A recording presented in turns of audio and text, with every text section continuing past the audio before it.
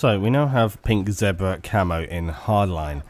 Now, I'm just going to come back to that in a minute, but first of all we're going to talk about Hardline itself, what it means to me, and where I am with it. Now, recently I talked with Thad Sasser, who is the lead multiplayer designer on Battlefield Hardline, and he actually gave us a load of really useful information about how they're looking at the team play, the objective play, the balancing, loads of different aspects when it comes to the multiplayer. If you haven't seen that video, I've linked it in the notes below. It's an interview I did with him.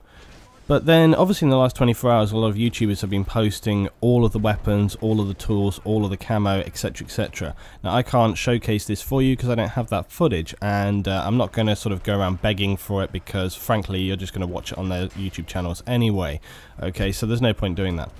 Also, like I've said many times before, there is no point in, or I feel personally, that there's no point in making specific styles of videos if they've already been done very, very well. Level Cap, for example, has done a very comprehensive guide on all of the things that they have, gathered, basically the weapons, the tools, etc. So I would recommend that you will have already, but if you haven't seen those things, go and check them out. Again, I'll link the channel below. So what I was going to talk about today, though, really was how am I feeling about Hardline, and what do I think about it within the overall sphere of Battlefield. Now, after my talk with Thad, I was feeling much more positive about it. I felt like, okay, the multiplayer is going in the right direction, or more so than I originally thought it was. And I still feel that. I just feel like I want to get more hands on. And honestly, you can't know these things until you get in and you see how the public is playing out. I feel also more confident about Hardline knowing that I have i3d.net behind me, giving me a server so that I can get really good objective play from the beginning, and I don't have to worry about random public servers. So all of those things are pretty positive for me. For the game itself, I am concerned. I think my own experience is going to be fine with Hardline. I think I'm going to enjoy it. I think I'm going to get what I want out of it. But overall, I'm not sure how I feel about it. A lot of people seem to be very on the fence, despite the hype fest and the positivity fest that's coming out of YouTube producers, And then we come to pink camos. Now, I'm not adverse to pink camos. I'm not adverse to any camos on guns. Gold, silver, bronze, black, white, red, purple, rainbow, whatever. It's just a camo. It doesn't matter. It has no impact onto the game. But what it does have an impact on is the style of person who may choose that camo. And that is what is concerning me more than anything else. Because, like I said on Twitter, it's not too far away from people having icons of gorillas fucking unicorns.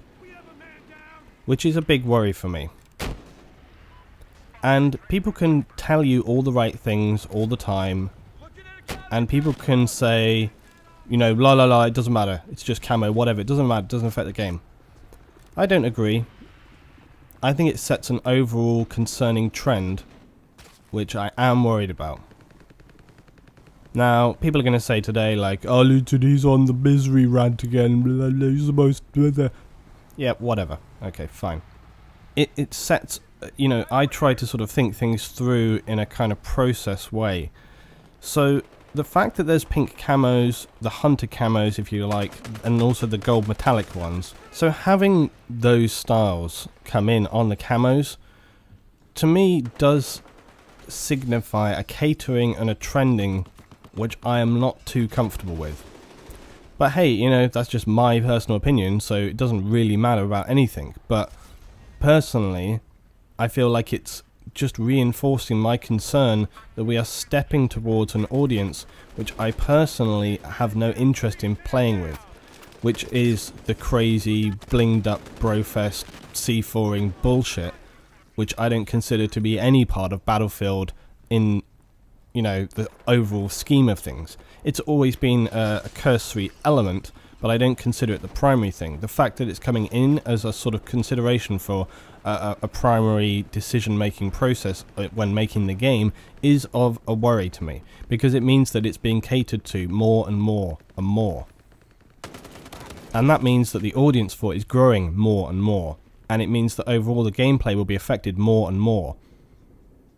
So, whilst I do still feel quite positive about the game, and also, like I said, remember the process, these things don't just come in by chance. Somebody has sat down and thought through okay, what are we going to put in and why is it going to be there? None of these things is by chance. It's not like, you know, they just had like a load of camos stuck on a page and, oh, that'll do, that'll be fine.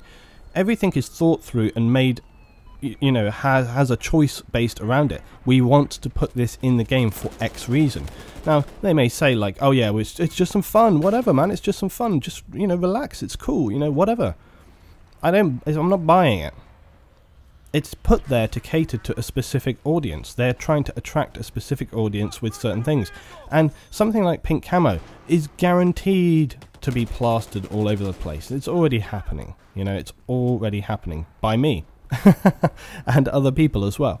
But yeah, I mean, there's nothing more to say about it, but I still feel positive about the game. And like I say, you know, I don't think it's really going to affect me in any shape or form, even if you do get this kind of different audience, because those kind of people are not going to come and play on my server, because it's not going to be the kind of thing that interests them.